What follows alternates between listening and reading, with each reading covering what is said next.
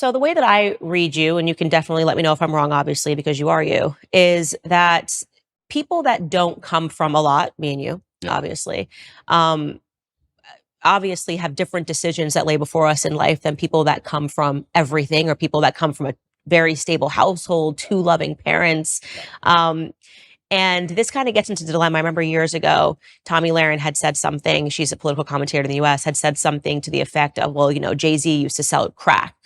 And he sort of laughed. And he probably did. And he did. And he sort of laughed this off. And I remember looking at that because I looked up to Jay-Z's music so much, and I looked up to him because it made it possible for me to change my circumstances. So you're looking at this guy who comes from nothing. He came from the projects. He sold drugs, and then he doesn't have to sell drugs anymore. And he's now talking about ideas and talking about business. So I was able to more closely understand and go, okay, I can actually climb out of these circumstances, even though I wasn't born, with a ton of wealth and a lot of opportunities that some people were. Yeah. And I think it's very difficult for people that don't come from nothing to understand that. And they're so sure that if they were in desperate circumstances, that they would still never do anything. But this is their massive mistake. And you're right, but this is their massive mistake. The reason I have such huge affinity with the youth of the world today, especially the masculine youth, is one, because a lot of them are disenfranchised, which is one conversation. But two, also the reason my reach is so global, the reason I have so many fans in Slovenia and Southside Chicago, and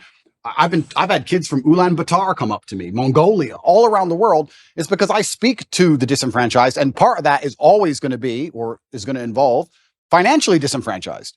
I'm someone who comes from absolutely nothing and made himself into something. And unfortunately, there's a rocky road sometimes, like you just described with Jay-Z, to get that done. But if I would have been born into a perfect family, like you said, two loving parents, family was rich, white picket fence, and I was saying all the same things, then they wouldn't have the same affinity. So if you look at even a lot of superheroes, you look at Batman, he's a flawed person. And I think the reason I'm seen as a hero and the reason I have the fan base I have is because to a degree, I've always been a flawed person and I'm not a perfect human and I don't want to be. And I think that actually adds a lot of credibility to my character as a whole, that I've become the kind of person who believes he can add value to the world. And just like you said with Jay-Z, he changed.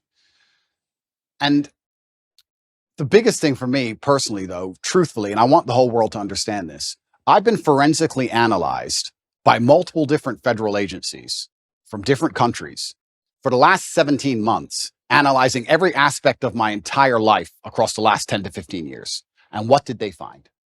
An old YouTube clip?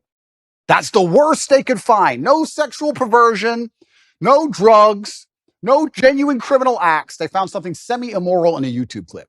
And I would actually challenge anybody who wants to throw stones at me to go through the same level of scrutiny I have been under. And let's see what they find in your life. Because I guarantee anyone who's watching this right now, you sit there, you have a secret in your closet. You have a skeleton that you don't want anyone to know about, and they would have found it. So what's the worst thing that they found about me, considering I've been the most attacked man in the world for 17 months? An out-of-date YouTube clip? An out-of-context YouTube clip? Is that the worst? I think it's crazy that people aren't even sitting there and going, okay, this guy's been absolutely attacked and from every single angle, and this is the worst they could possibly drag up. Right. No, I agree with you. So the question I would ask you, though, because obviously you've moved away from that business, the thing I find to be the most interesting about you is that younger boys love you. Yes. They absolutely, like the 12, 13-year-old, 14-year-old. I have not come across a 12, 13-year-old boy who's not just an Andrew Tate stan. Yeah. And I think it's remarkable. It gives you a lot of power. And I think this is perhaps the interest that a lot of people have in you is, what are you going to do with this power, right? You have all of these boys, they believe in you, they stand up for you.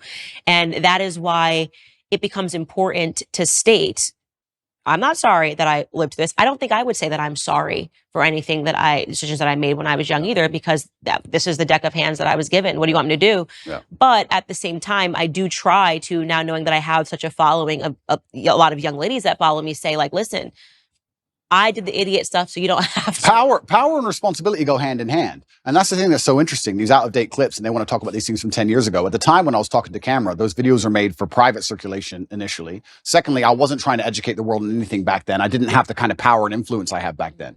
The way you say something to a video which has 50 viewers has to be different than the way you say something to a video that has 50 million viewers. Mm-hmm. Power and responsibility absolutely go together, and I understand that very well, and I understand the power I have. And I do believe I'm now an absolute force for good in the world, and I'm far more careful with how I'll project myself with certain ideas. Absolutely agree, completely.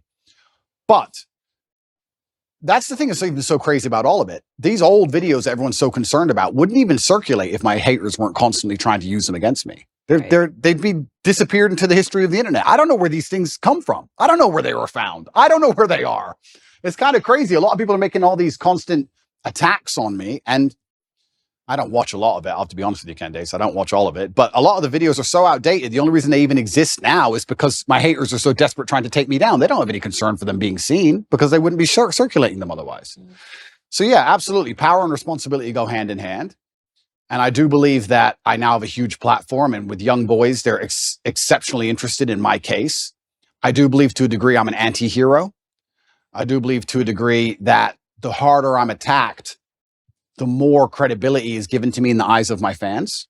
I think that they see, everyone's out to get this guy. Everyone was out to get Batman. This kind of feels that way. And I do try and lead everyone down a good path and say extremely positive things. And I don't think anybody is finding any clips from the last 5 to 6 years which have anything negative in them.